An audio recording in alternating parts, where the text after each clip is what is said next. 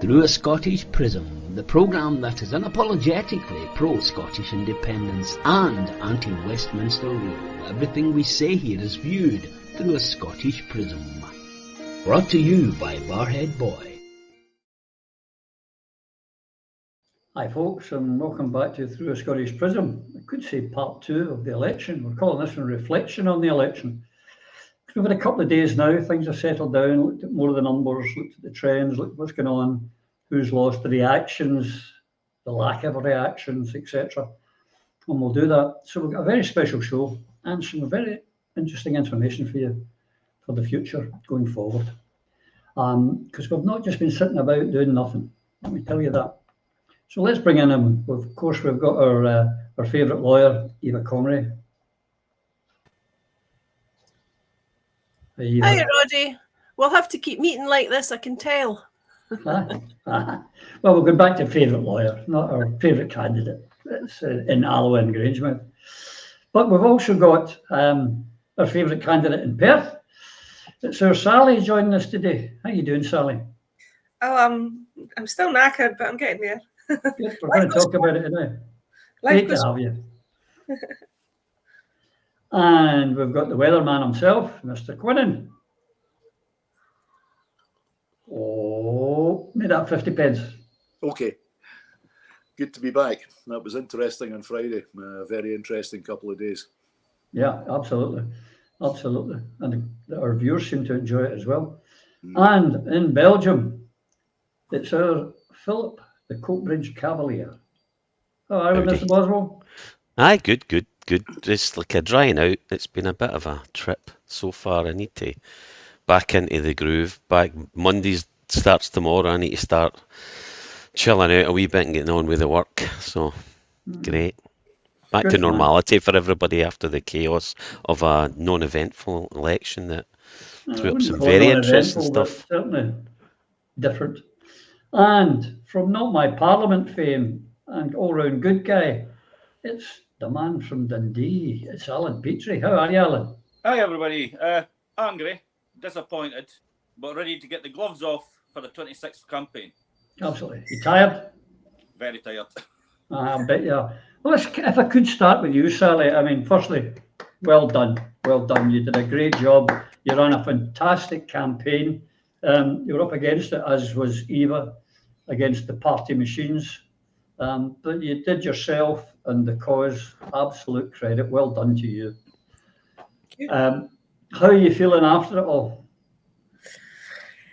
I'm quite surprised. On the night of the count, I was looking at the SNP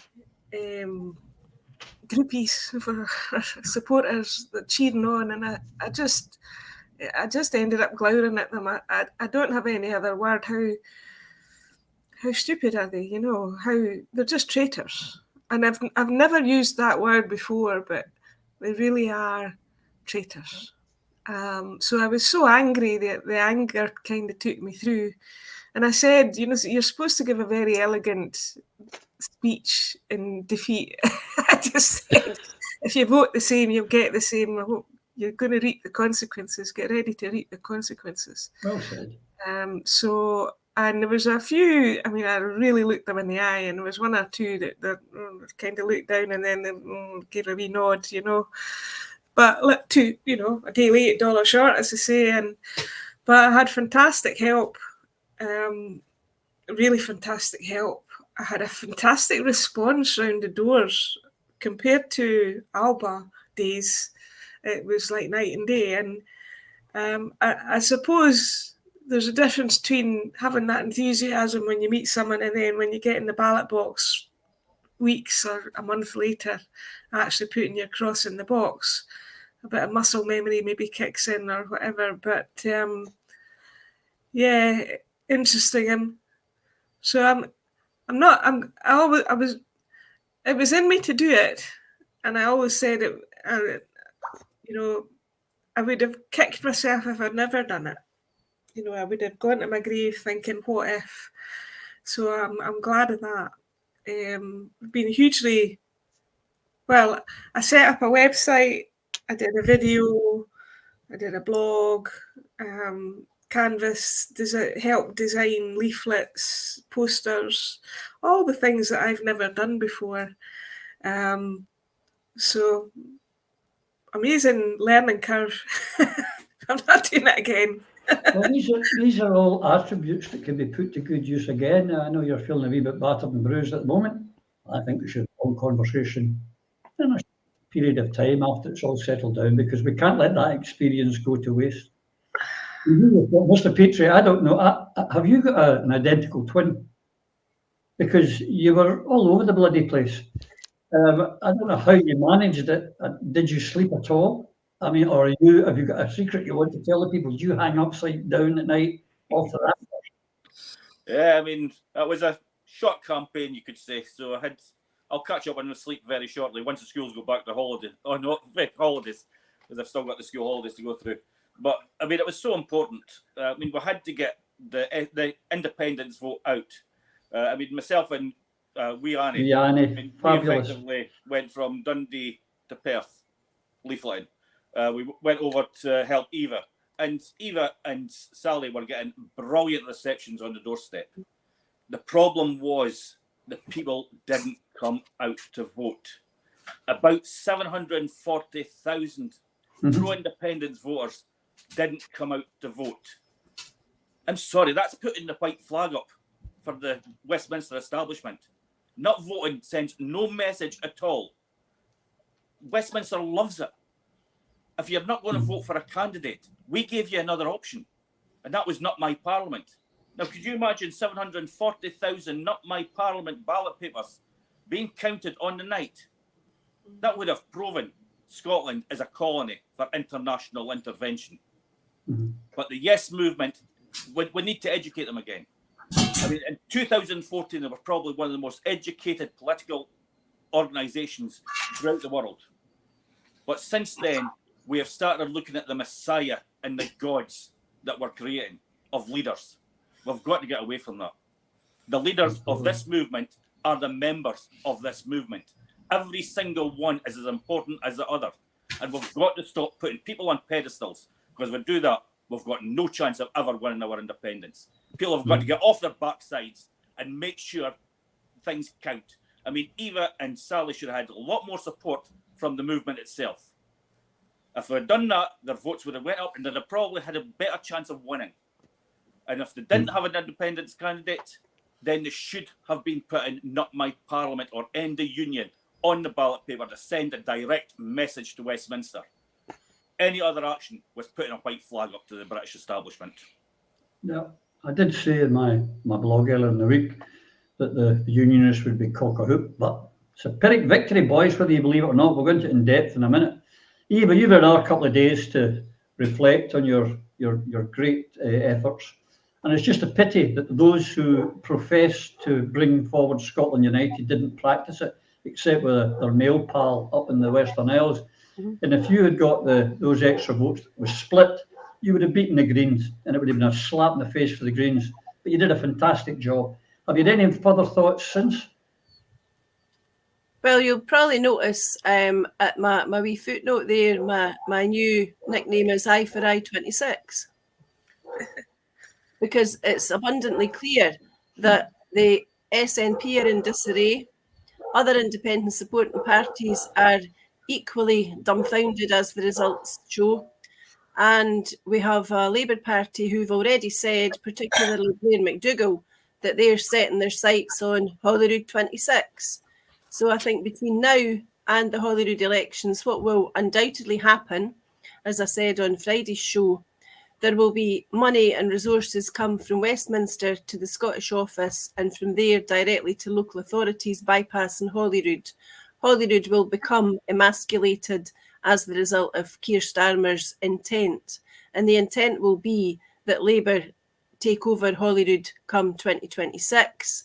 And that will be the time when the dream of independence will be slaughtered, unless people like us continue the work that has already started and we use the information and the experience of the last few weeks as a springboard and a platform to success for the independence movement in 2026. That will require more than people expressing a desire for unity, and it will require far more than people to undertake to stop criticising each other.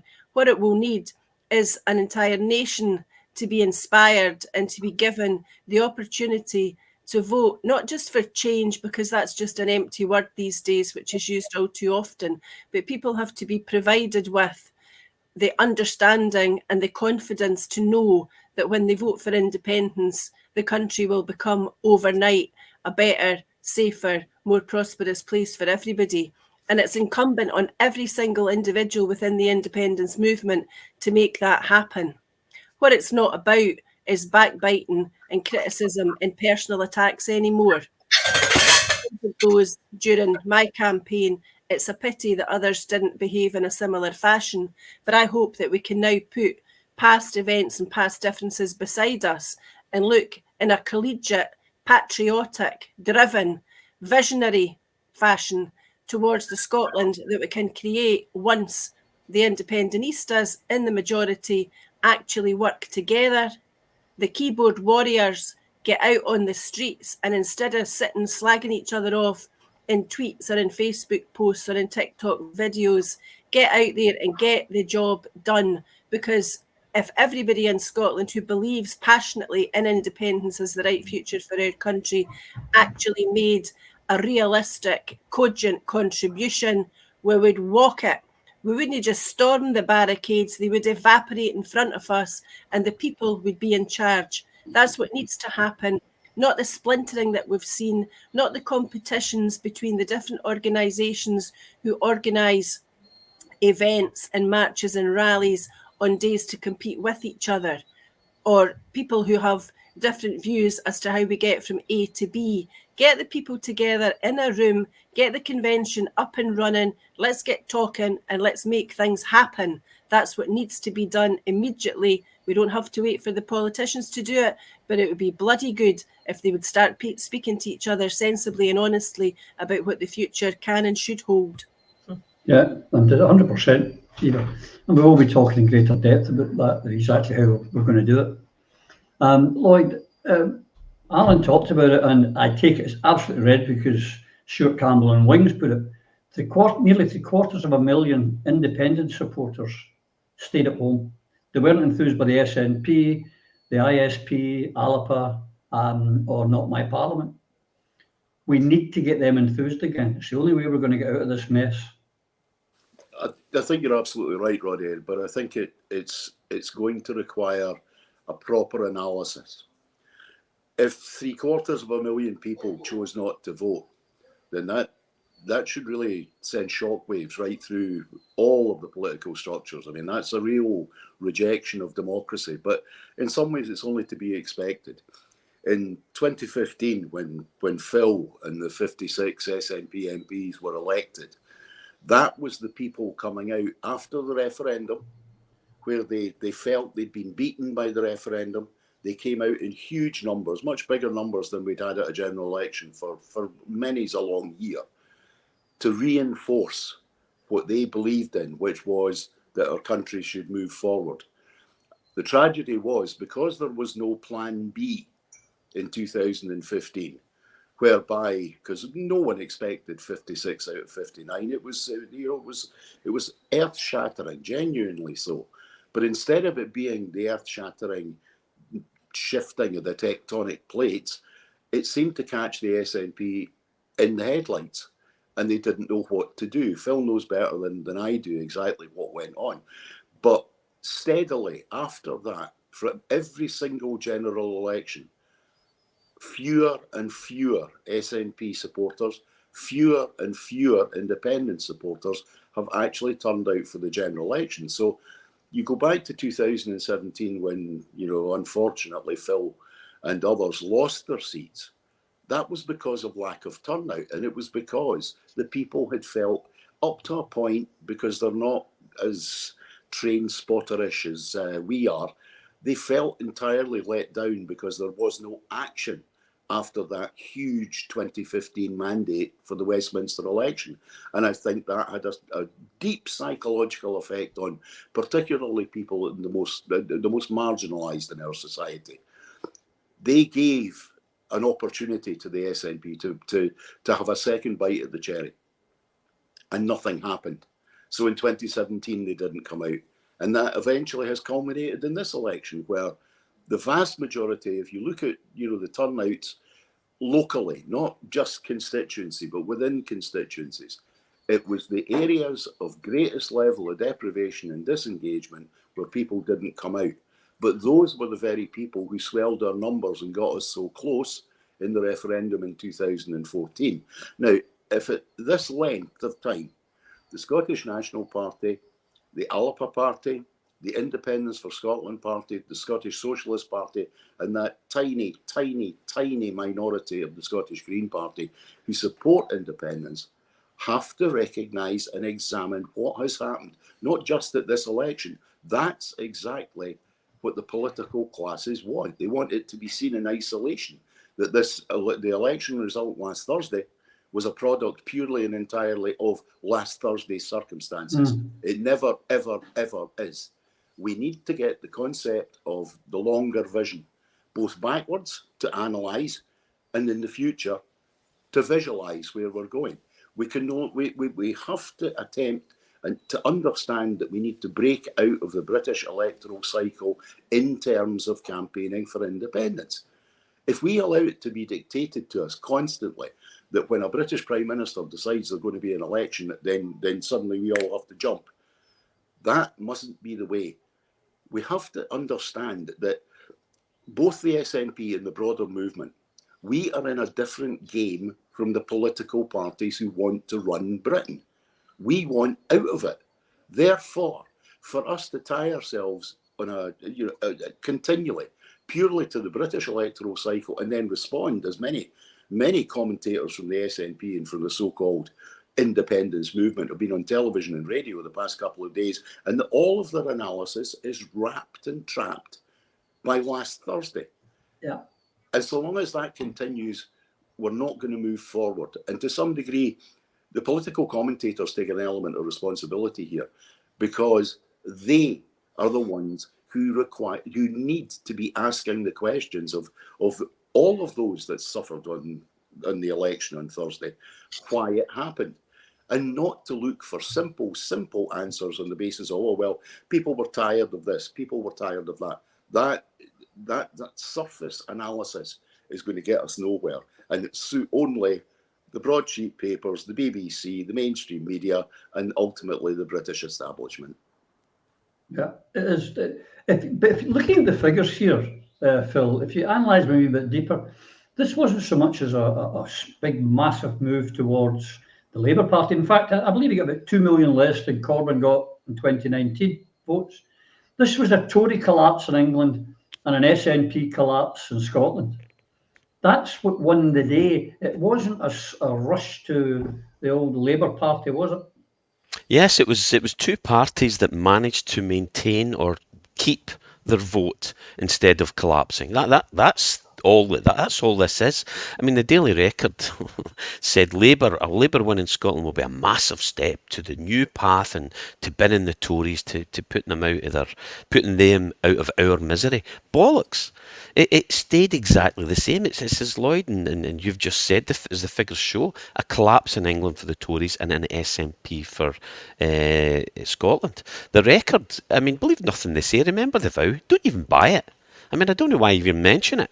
But, there's back to Wings, there's that Dead Weight cartoon was phenomenal. But as usual, Wings did an analysis on this. So the Reverend came out with Trump again. So as he said, Sir Keir Starmer, with 33.8% of the electorate, gets the landslide with 33.8% of the electorate, but 6% down, as you mentioned, from the votes that Corbyn got. Reform, with 14% of the votes, which is well played, you have to say, these gits, only get 4 seats. And the Lib Dems, with 12%, check this out, 14% for Reform, 12% for the Lib Dems, up 0.6%, and the Lib Dems get 63 more MPs. Shows you how screwed up this system is. The other one you missed out there, I just sorry to interrupt you, Phil, was it crack on. With the SNP at 30%, get 8 seats. I know. Is this we know how this works, and we know it's a system that's geared up, and as the whole devolved setup was to ensure that it was never going to be an SNP majority in Scotland, and Alex achieved that. Nicola has never done it, and these shysters that are currently in charge will never do it because they're not in it for the right reasons. They're in it for themselves, and we need to get rid permanently.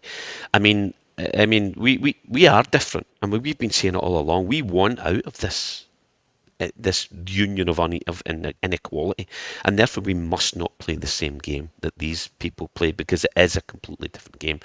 Something that we should take cognizance of, I feel, is that the independence for independence is the most honest politics can be.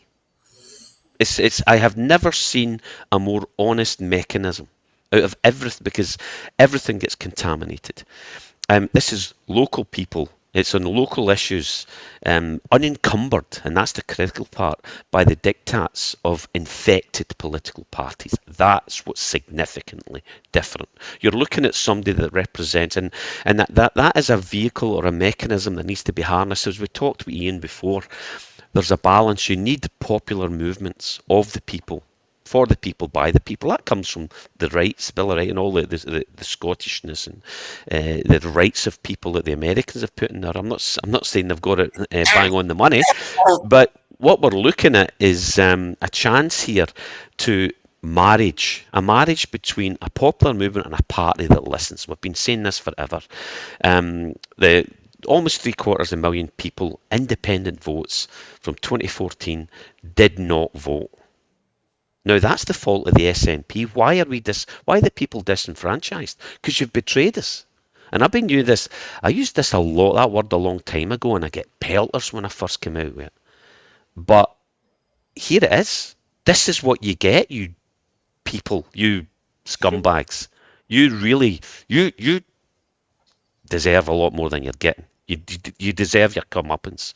And it's the party system, and it's the fault of the SNP. And, SNP will not be the vehicle whilst the current leadership is in charge, but we do need a vehicle, a political party, to be that vehicle. So a big clean out is required for the SNP before we even consider turning to them again. Alba, you need to reevaluate. I'm sorry, and there's some good people in Alba, and some really good friends, and strong political players in there, and they're more honest. More honest? I didn't say entirely honest. I said more honest than the SNP, because you need to stop the internal sleek-it games. You need to approach independence differently, and look at this and think differently. I mean, too many. Alex is, in my opinion, the best politician we've created in maybe ever, right? But he's not the Messiah. He's a very naughty boy, as they say in Monty Python. Because we had the chance here, and I really rate him, and he does. When this comes out of what's been done to him, and we finally get rid of Nicola and that cabal, then we have a chance. I still believe this. We said it a long time ago that we need a clearing of the decks. We need to expose what actually happened in Scottish politics, and show the people who have kowtowed, this religion of this kowtowism, as I call it. It's a religion where you doff your cap to the powers that be.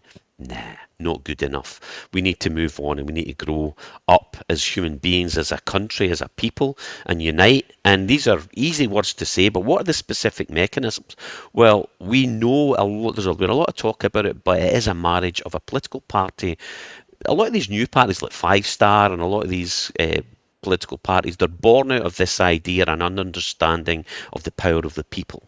The problem is when you enter into the game of politics and you understand the whole mechanism starts tuning you up, people start following gravy trains and easy routes. The path of least resistance is to go down this way instead of doing the hard thing. Not for yourself, but for the benefit of the people. And that is what independence for independence have done to a degree. More people need to realise that. A party needs to join up with them and have a Scottish United philosophy. Only then will we have an opportunity to free our people and our nation. Yeah, you're absolutely right. The problem is that people may advocate Scotland United, but when it doesn't suit them, they don't bother, as we found out in this election, and that's what's pissing off the voters. And I've just got to say, because I think another thing is in our movement, we've got 750,000 people at home not voting. We've got snowflakes, people, for example, on this show who complain that you use a wee naughty word now and again, Mr. Boswell, that in the privacy of his own home, Ian Lawson's smoking a vape in his own house, or you tell him to stop it. How dare you? Stop being snowflakes and stop, well, we don't want to say, we might upset the unionists. That's our job, upsetting unionists. If you're not upsetting unionists, you're not doing it properly. And the other thing is, every one of us is delivering a leaflet or doing, making a proper tweet or writing a blog. We can all be activists, so we need to be, but stop worrying about upsetting people, because people need upset. So to move on, if I may quickly, you mentioned, Eva, about, we've got to stop the backbiting and attacking. And there's one, Techie, can you stick up the one with the man from Falkirk, Tony Gilligano, or whatever his bloody name is?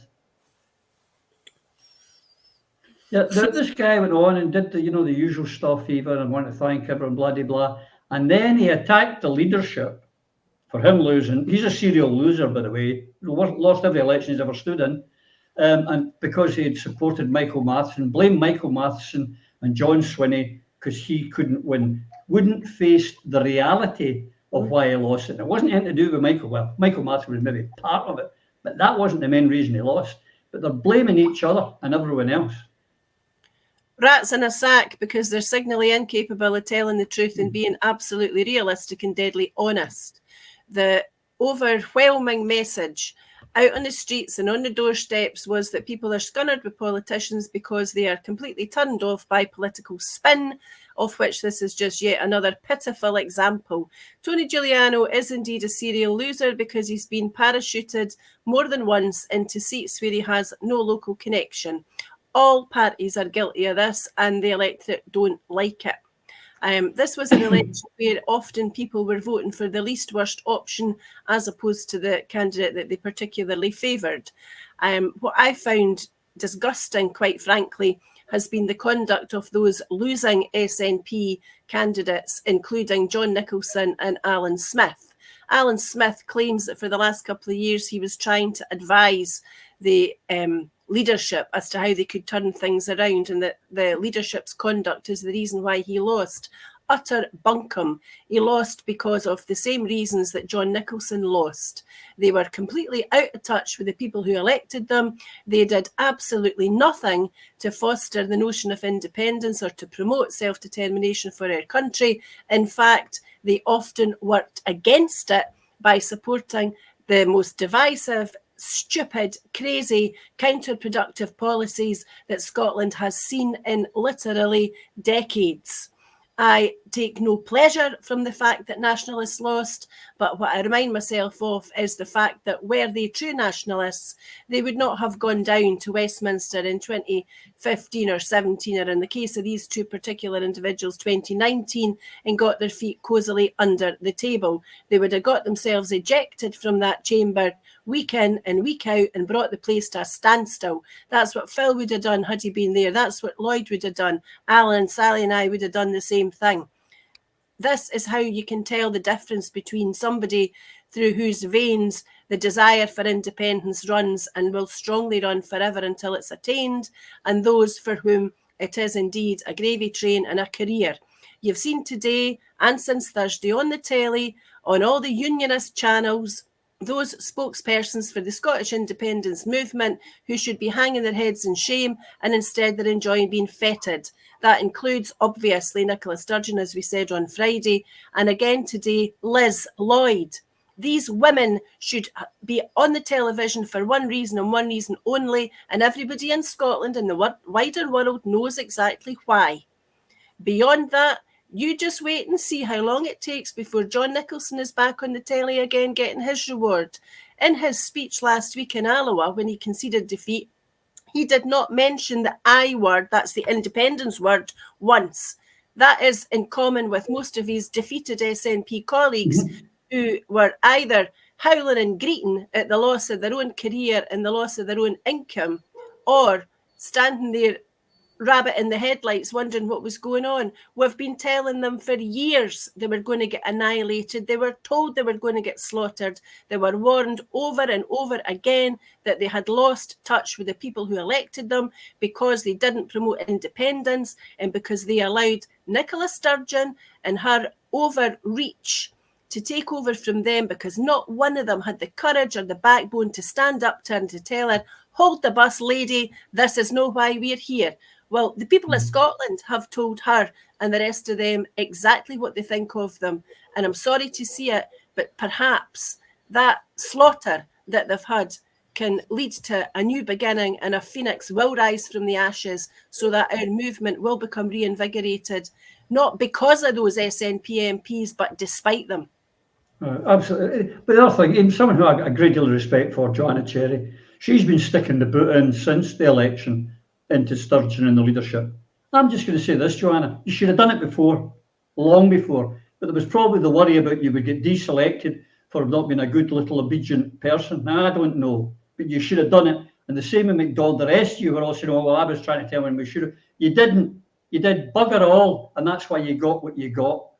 And just on that, which was saying, Sally, Techie, stick up the one. I'm not going to do a video. Hannah Burdell put out a video. I wouldn't put it up. The girl roaring and greeting. But could you just pick up the picture of her? And I remember she put this up. I'm not playing the video because it was really quite pathetic. But what got me, Sally, it was all about me, Hannah, me. Oh, terrible, me, more for me, time for me. I can do this. I've done that. Not once did she say, I'm sorry, you sent me down to do one job and I didn't bloody do it. But I went to every gay pride march with Nicola and I did this and I did that and I had a great time and I put on several kilos. And I didn't do what you asked me to do. They were all worried about themselves, and it seems they were caught out when the reality comes smacking into them.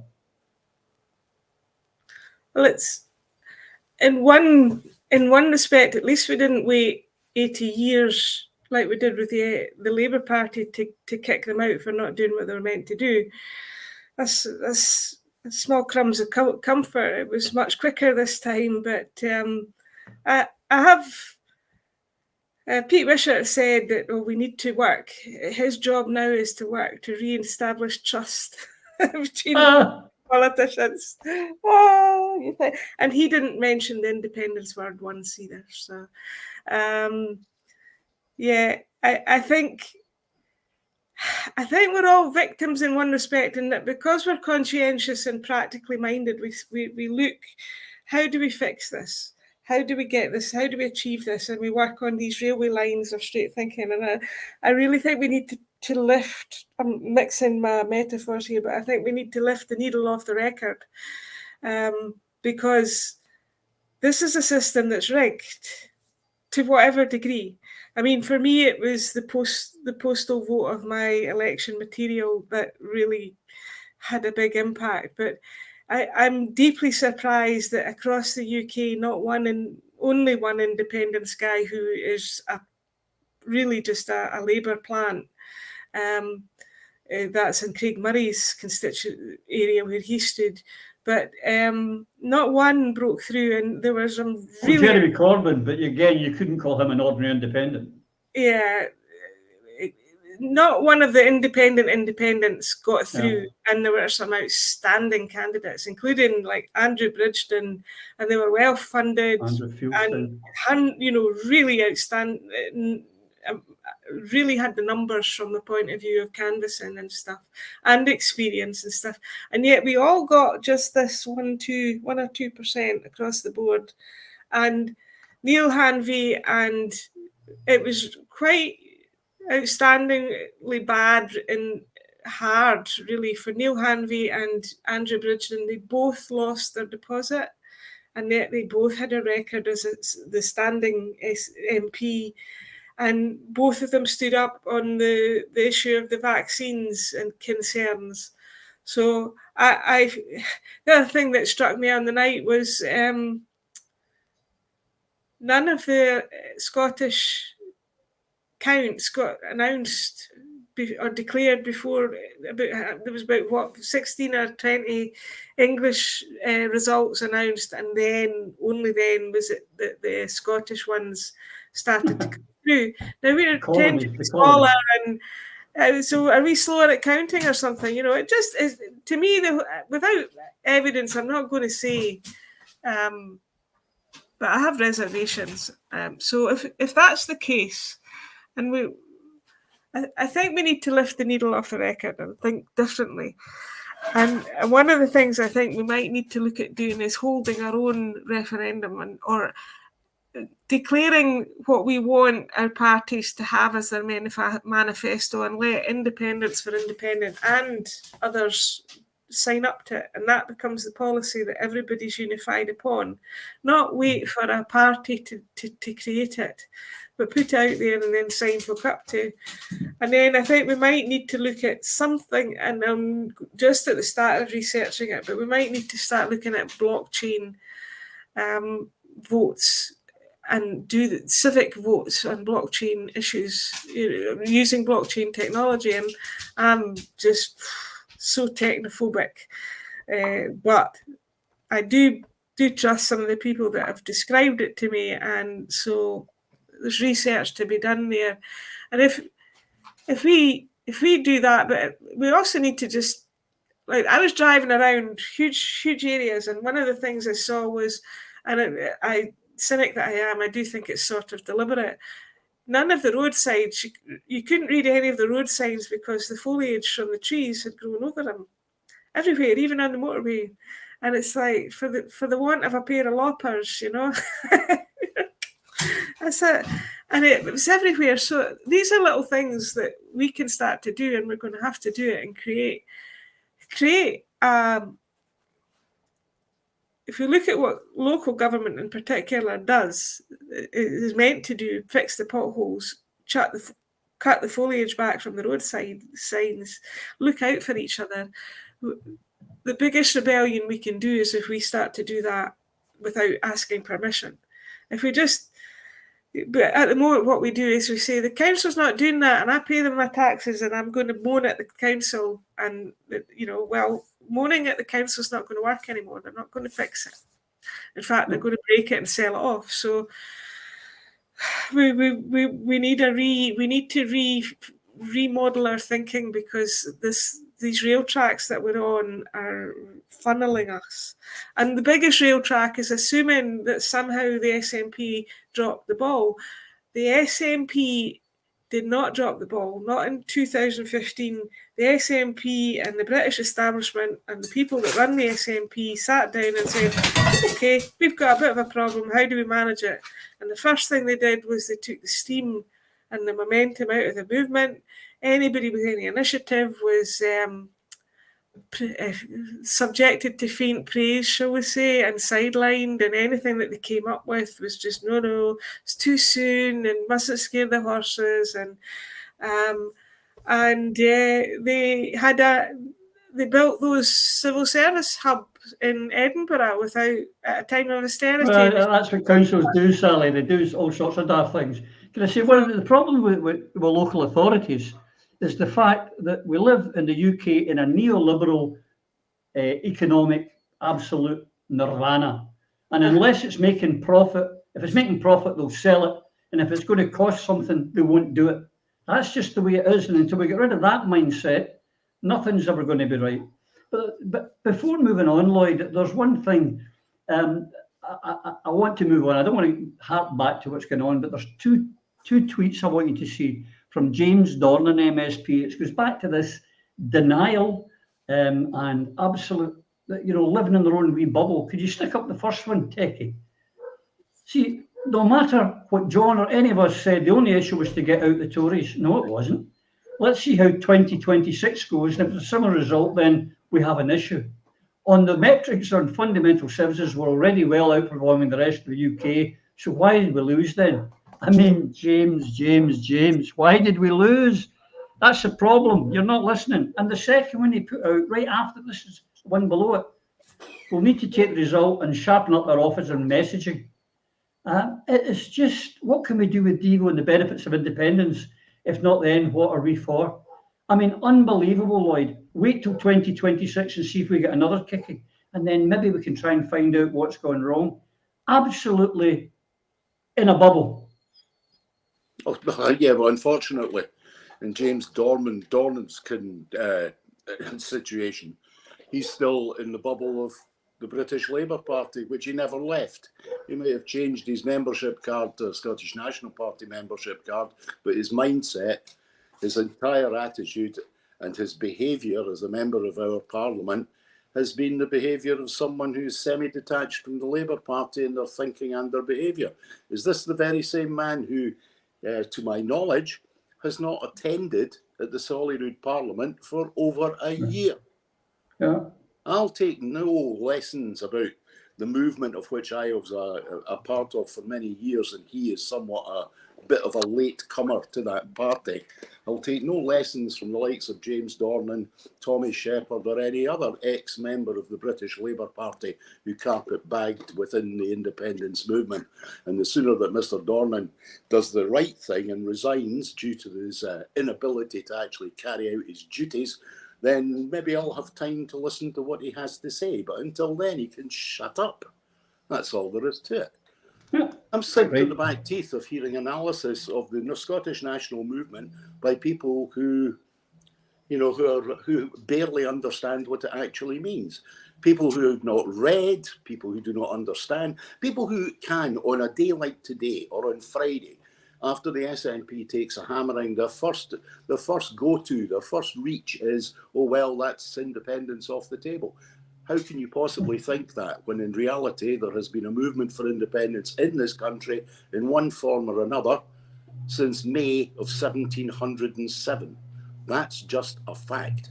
Now, if some people don't know the details of the ongoing near 350-year national movement that we have, then get yourself down the library, excite yourself, learn the history of your country, learn the history of struggle that we've had in this country. The beginning of the national movement did not start with the Scottish National Party, and it will not end with the Scottish National Party. The national movement will continue until it achieves its aim, which is the creation of an independent Scotland, free to make its own decisions in the world, free entirely to use its resources for the good and the needs of the people of our country. Anything other than that, yes, tiny victories on the way to the achievement of independence, but anything other than the achievement of independence is falling short of the goal. It's as simple and straightforward as that. What is required now, Roddy, is for some people to take an element of humility, particularly those in the political parties, and I mean all the political parties. Yeah. I would include completely anybody who stood as an independent, because that takes great courage, it takes soul searching, and it takes a certain level of toughness and intellect. And those people showed that. The weeping and wailing and gnashing of teeth that's coming from those that lost their seat on Thursday just proves, in actual fact, that these people were not fit in the first place for the job that they had. But then again, in Scottish politics, since the resignation of Alex Salmond, we've effectively had, particularly in the National Party, a movement in politics that's akin to show business. And I think the picture you just showed of the ex-member of the Parliament for Livingston shows exactly that was the mentality of so many of them. The drama queen behaviour by both males and females on Thursday night when they lost their seat showed entirely to me that these people have been operating in a world of second-rate show business. You know, that was always the big joke over the years was, politics, showbiz for ugly folk. Aye, well, it's certainly true. We never expected in my lifetime for it to actually turn into some form of reality, But what's needed now is that some of the adults can stay in the room. A lot of the children have left the party. That's good news. We can't allow ourselves to be dictated to by the leaders of the parties, as Sally, Alan, Eva, Phil have all said. We're going to have to start thinking in different terms, and there's much to learn. Over the years, we have had expressions of the desires of the people in things like, for those of us of a certain age, will remember that post the failed referendum of 1979, a whole bunch of people got together. They called themselves the Vigil for Scotland.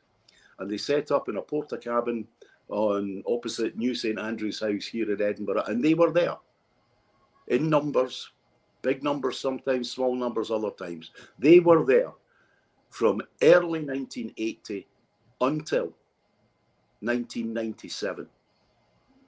They were part of the movement. Nobody wanted to talk about it. Even the SNP didn't really want to talk about the people from the Vigil.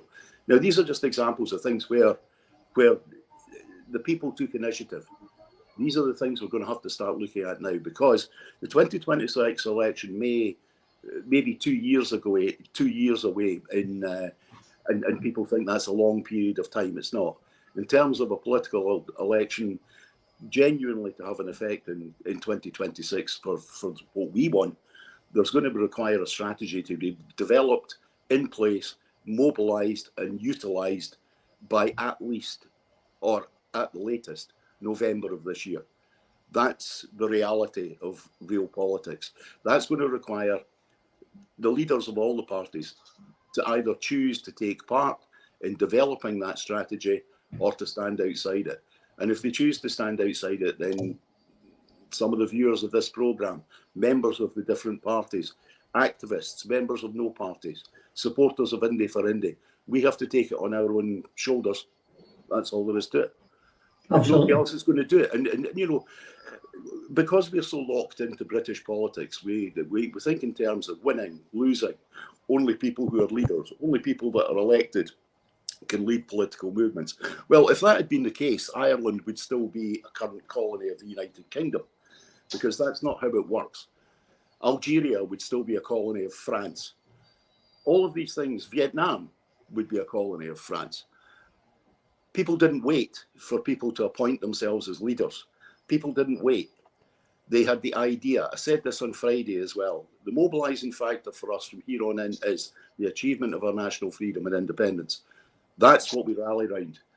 Not round the Clutie dumpling of the SNP or any other logos or anybody else. That's not what we gather round. We gather round the saltire and we gather round each other, because we the people, we are the nation. And the politicians, particularly those with a British mentality, really need to waken up to that, because 750,000 of us stayed at home last Thursday, ladies and gentlemen. Yeah, and talking about not playing the British game, Sinn Féin are now the largest party in the 6 occupied counties of Ireland, with abstentionism. And you talked earlier, Eva said earlier about, you know, we should go down and disrupt. Well, when I put forward a motion at the ALPA conference for abstentionism, I was assured that that's what was going to happen. Never did. They'd done that one thing, they never did it again, didn't do anything to disrupt it. And that's why that and many other things were right. The parties are going to have to look at themselves. The SNP with 29.9%, ALPA, shocking.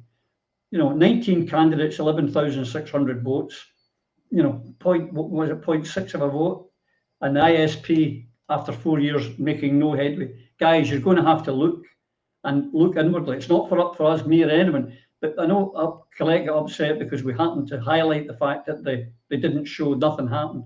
But you're going to have to look and understand that you have to change something. It ain't working for any. Something has to change. But on that, another thing I would say, I remember we had a competition to find Weed Pete, and eventually we sent a pen to the Police Scotland. Maybe we should have a competition to see who's going to be the first one of the SNP mob to jump ship to the Labour Party. It'll happen very soon, folks. Watch this space. But for you, Kelly Gibbons, who became, maybe because she's a pretty wee lassie, I don't know, but she suddenly became a spokesman on the TV. I don't want to be rude to her because I've got granddaughters and daughters and I wouldn't want to be nasty about anyone. However, she thinks, Phil, that the SNP lost because they didn't push the trans issue enough. Dear God, they'll get rid of these children in politics. This is a comment we've made all the way through. Get rid of the kids. Get rid of the kids out of politics. They're there to follow and do what they're told and deliver leaflets, not be spokespersons. And it's no kid. Let's not muck about here. There's a reason that historically grey hair. When I go into a project that I know I've got to deliver, if there's a shortage of grey hair in the room, I get worried. I get very, very worried because experience matters. Absolutely. Not some woke-driven clown who thinks they... I mean, you can actually... You know exactly what they're going to say. You know exactly what they're going to say because it's all programmed in there, and I learn. It's like Manuel out of Fawlty Towers. I learned from me book. The fuck, it's just bollocks. You haven't even thought it through. You don't know what you're talking about. You're regurgitating. I know what you're going to say because it's the same idiocy you see from all of these clowns. And don't be wrong, a lot of it's founded in rights, human rights, and civil rights, and we all support that. But difficult conversations they won't have. They won't see the balance. It's that your rights are their responsibility, or their rights are my responsibility. They won't take that the other side. They won't consider other people's right. It's bleating, and it's like, and we Lloyd on this one, show business for ugly folk. I love that. That's brilliant. Which is of course why I left politics. No, actually, I get pumped out like everybody else, but unlike most of these clowns, I actually got a pay rise because I didn't go in it for the money. Unlike a great many of them, unlike Joanne, I know Joanne, a few of us did not go there for the money, but most of these people are greeting. They're greeting because it's a selfish act, and just listen, me. Oh, jog on, you waste of space. Hopefully never to be heard of again. And I looked at this, and I look at Hannah. I know Hannah, right? I know her pretty reasonably well until it was quite clear that I am not a friend of Nicola. Until that became clear, we got on quite well, and I watched her. The first time I watch people. Amateur psychology. I'm not an expert. I'm no qualifications, but life experience tells me what I know. And I watched her play a room in a business of Scotland for meeting the first time I ever met her. I have not seen anyone. I mean, I'll be on. When she came out as being gay, and fair play to you, Hannah, I'll support you for that. It did cross my mind: is she doing it just to be popular? Because she would do anything to climb up the greasy pole. That is Hannah Burdell, and that's a reality. And to be honest, she's a clever girl. She's smart. And listen, in life, Hannah, good luck to you. But do not abuse this system, and do not put your wee champion, whatever you champion, ahead of independence. You failed us, Hannah. That's why you can jog on. It should have happened a long time ago. I looked through the list. Pete Wishart. So good. I mean, remember. What was it? Was it Tune the Fat? Good guy, wank, good guy. Right. Let's go through it. So we've got Hannah Burdell, wank. Right. Then we've got Pete Wishart, wank. You don't even need to think about that one. Brendan O'Hara, good guy. Right. Kirsty Blackman, wank. Stephen Flynn, wank. I mean, the real. He's got real potential. I liked him. And you can see he's got potential. He's articulate, he's intelligent, but he's sold out. He's one of Nicola's, so sorry, Stephen. Seamus Logan, I don't really know, but and Graham Ledbetter, I don't really know, but almost certainly Nicola's people, so wank.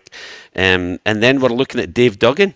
You know, Dave Duggan? Nah, Nicola. I mean, he's not a stupid guy, and there's a lot. Chris Law used to be a friend. I really liked Chris, and he has real potential. But no, sorry, Chris, you sold out. One of Nicola's, you joined that gravy train. So sorry, Chris, wank. Yes, and back to MSP James Dornan. Do not ever consider voting for this shyster. Ever. The guy's a waste of space. Get rid, sooner the better. Yeah. Dave Duggan was another one that went to Kiev to promote British foreign policy. Why he survived, I don't know. But here's the thing. I put out, when I wrote my article or a tweet, I can't remember what it was, Alan, saying, watch out for the gravy slippers heading for the new trough. And here we've got Blackford, McDonald, and Smith already saying they're going to go for Holyrood. And the best thing I like about it is that they're going to try and get to the number one on the list. And all it takes is for someone to turn up and go, they get done by their own rules. Oh, I've got Tourette's, so I'm the top of the list. Mr. Smith, you're second or third. It would be quite ironic if they were beaten by their own stupid rules that they use to try and thwart people getting on the list. Yeah, I mean, karma is going to come to them all. But there should be rules that once you lose a seat, you shouldn't be able to stand again for another seat. I mean, they've been rejected by the public in 2 years' time, they're not going to be accepted back. But that's why they're going on the list and not the constituency. But it's a lot easier to get losers elected on the list. Murdo Fraser's a prime example of that. Never won an election in his life. Gets elected all the time in the Parliament. But, I mean, Lloyd was saying earlier on that we've got to stop playing by the rules. And he's right. We do. The only way we ever want independence is by stopping playing by the rules. I mean, the problem with the politicians now is they forget about our history. Go back to the Battle of Stirling. Wallace went down and told them, we are not here to negotiate peace. We're here for a battle. And that's what we've got to do. Independence is a battle. And even during that battle, the English expected to get all their troops over the bridge, lined up to say, right, go boys. Wallace and the army didn't do that. They waited for half of them to come across and they broke the rules. They charged them and they stopped them before they got organised. And that's what we've got to do. We've got to stop playing by Westminster rules. We Absolutely. are the ones that have got to start putting our own rules in place. Otherwise, we are just pissing against the wind, to be honest with you. I mean, Sally was saying that the election was rigged. It's always going to be rigged. And if we play by the rules, that will always be rigged. We've got to start organising ourselves to make sure that we have the information that we need to run campaigns. We have people on polling stations. When we have marches, I mean, could you imagine? In Germany, this really pissed me off, to be honest with you. In Germany, we had 30,000 people marching to a football match. And in Bannockburn, we had about 2,000 people marching for Scottish independence. What's that all about? I mean, what is that all about? If you're going to march for anything, then for God's sake, march to alleviate poverty. March to give the Scottish people the right to run their own affairs, not to go and see a bloody football match. And when we're on these marches too, maybe we've got to stop the speeches at the end and instead get 2,000 people, if there's 2,000 people on the march or more, going out, knocking on 10 doors each. That's 20,000 people you're contacting within half an hour. Could you imagine the campaign we could have with that information? That's what we've got to do. We've got to start thinking out of the box, stuff their rules, we'll make them up ourselves. Yep. I'm feeling suitably chastised. I was one of that 30,000 marching. Alan's given me into trouble. But I agree, stop it. The first thing, I hope we don't do another Westminster election. I hope in 26 that we become independent. But if we're not, we're fighting, whether it be a by-election or a general election, every one of the independence parties has to bring in abstentionism. Even if we put down 57 out of 57 MPs, it makes no difference. There's 650 in that place, and do you think they're going to vote for Scotland? So abstentionism, I think, has got to be the way forward. Sinn Féin have lit the light in 1918, and they've done it again. And tell you what, they're going to have a border poll soon, and they will probably have a united Ireland. And they've done it with abstentionism, not bowing to the English in Westminster. But moving on, we need to know what we know from the elections, folks, is that the most important way of winning elections, if we're going to win in 26, I agree, I think it's got to be independence for independence, unless these parties actually do change the ways, and I don't think they will. Please prove me wrong. But we need to knock on doors. We need to get that. We have to find out where that 750,000 people is. And because of that, folks, I've got to tell you, I feel a wee bit like Nicola Sturgeon here just now, because I'm about to say I can exclusively reveal today that this group here that you see in front of you, PRISM, Not My Parliament, Indie for Indies, and a couple of other people, have produced a working tool for campaigning. It's called Campaigner. Now, this is the most advanced campaigning tool you'll ever see for canvassing. It works on GPS. It has every single voter in Scotland within it. As you walk down the street, as the postcode changes, it tells you who's in that house, how many voters, who's not voting.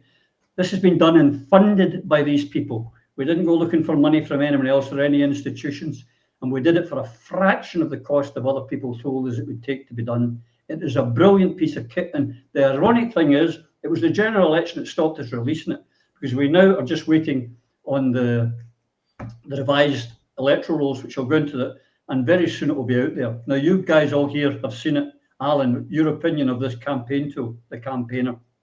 I mean, I've used a lot of different campaigning tools over the years, and this one is ideal. I'm a technophobe. I could use it. It is so simple to use, and it's so adaptable for other things as well. That's the best thing for this. So even local campaigns that we're doing on free ports or anything else could all be using this campaign tool to make sure they're winning the campaign, because the information is the important part. You cannot win anything without having the information. And I'm really looking forward to this. And again, like I said before, on these marches, it'd be so easy for every single one of them to have this campaign tool to go and do 10 doors each. That's all. Not a lot of doors, not a lot of time. 10 doors each, 20,000 doors done in half an hour. That would be excellent. And I'll tell you, the unionists would crap themselves when we have this information. And on the elections too, I mean, I think you're right about Indy for Indy, but I think on the list we need a party. But I think the problem we have is the independent parties that are there just now have too much baggage. We need to look at organising another structure for the list, so as every single vote will count. Yeah. And again, the campaign tool will do that. Will help Absolutely. Power is knowledge. And for winning elections, Lloyd, data is vital. Absolutely. Absolutely crucial.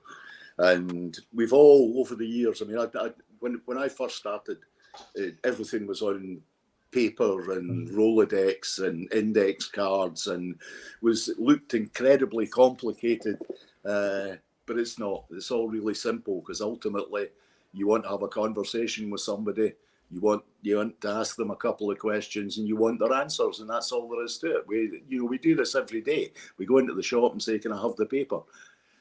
The tool will allow us to do exactly that. If you're on the bus, you can canvass on the bus. You can canvass in the supermarket. You can canvass anywhere. But as Alan pointed out, the breadth of this tool is really its greatest strength, because if your local dental surgery is closing its list to NHS patients and you want something done about that, local campaigners can use it for that. If it's about alterations to the structure and facilities in your local school or your community centre, driven by ridiculous laws that come from Holyrood, you can organise your campaign around that. This gives freedom, not just to the individual campaigner, but it gives freedom to politically engaged people and campaigners across the country. The political parties have always had control of the data, control of the electoral registration list. We would all queue up before we went out canvassing to be given our sheets, to go out and do the business. That's over. That's done with. No longer will there be some wee fat chappie in the corner of a room saying, "Oh, you can have this and you can have that." We'll all have it on our phone, right there, ready to use. Why this has never happened before is astonishing. Maybe it took 6 nutters in a room to come up with the idea, or indeed maybe it just took John and Anne-Marie Duffy to have a wee chat about it with Jim, I think his name was. This is fantastic, and let's not get too carried away. We know what it can do. We also know that for it to be as effective as it possibly can, there's a requirement for us to wait until the marked up registers subsequent to the election. It was a shame we couldn't get it up and running before the election, but with the marked up registers, then we have a tool applicable from Berwickshire to Benbecula, and that in itself is quite extraordinary. It really is. I mean, and I have to say, for those of you who pulled in favours, particularly you, Roddy, searching out, digging deep into your previous business past to make those connections that allowed this to happen. It's fantastic. Absolutely fantastic. What it does, it will give independent candidates what the Tory or the Labour Party have. You will have the information, as I say, information and data. But what we're going to need to do, folks, is throughout Scotland, if we're going to make the roads in 26, we are going to have to train trainers to teach people how to canvass. Now, it's a thing that a lot of people out there, a lot of you watching, "Oh, I could never do that."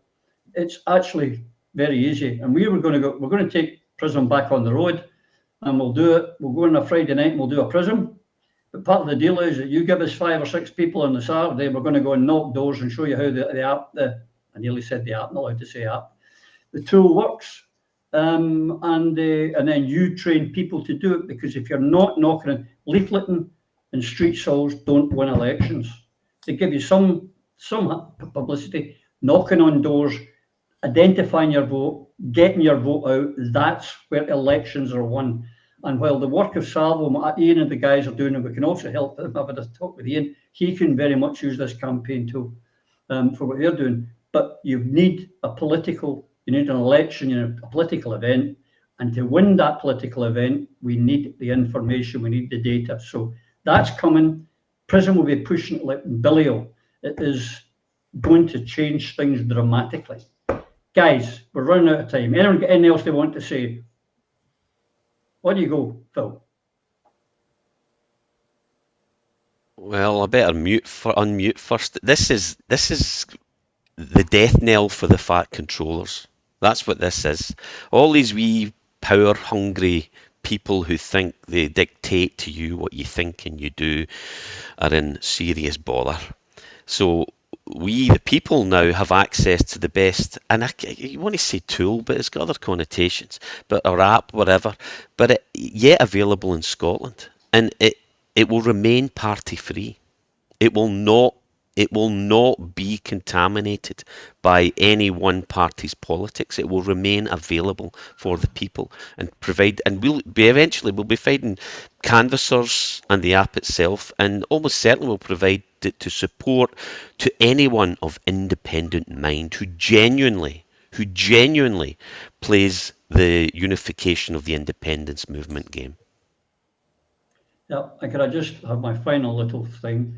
For the people who told me, oh, you have no idea the cost of these things, they're so expensive and you've got this cheap, bumpkins. I knew more than you thought. I was in the IT game for a number of decades. And because of it, we've got to think a fraction of the cost, doing 10 times, 100 times of anything you've seen up to now. And I look forward to sharing it with you in the coming couple of weeks, because it depends how quick the returning officers get us the marked up roles, and we get it to our developer who gets it in with all the postcodes, and we'll be ready to rock and roll. And we're not asking you for a penny. We're not asking for a song team. Okay, folks, I hope you've enjoyed this. I hope you've had a great time. I hope we've given you some hope for the future, because there is. I wrote in that blog, the unionists are cock-a-hoop just now. They think because everyone was SNP and they've beaten the SNP, they've beaten independence. You haven't killed us. As I said, you haven't even wounded us. Out of the ashes will rise the independence phoenix, and we will destroy you and your union. Your union's on borrowed time. We're coming for you. We're coming for you. Remember that. Until we see you again, take care. Through a Scottish Prism, the programme that is unapologetically pro-Scottish independence and anti-Westminster rule. Everything we say here is viewed through a Scottish Prism. Brought to you by Barhead Boy. Thanks, folks.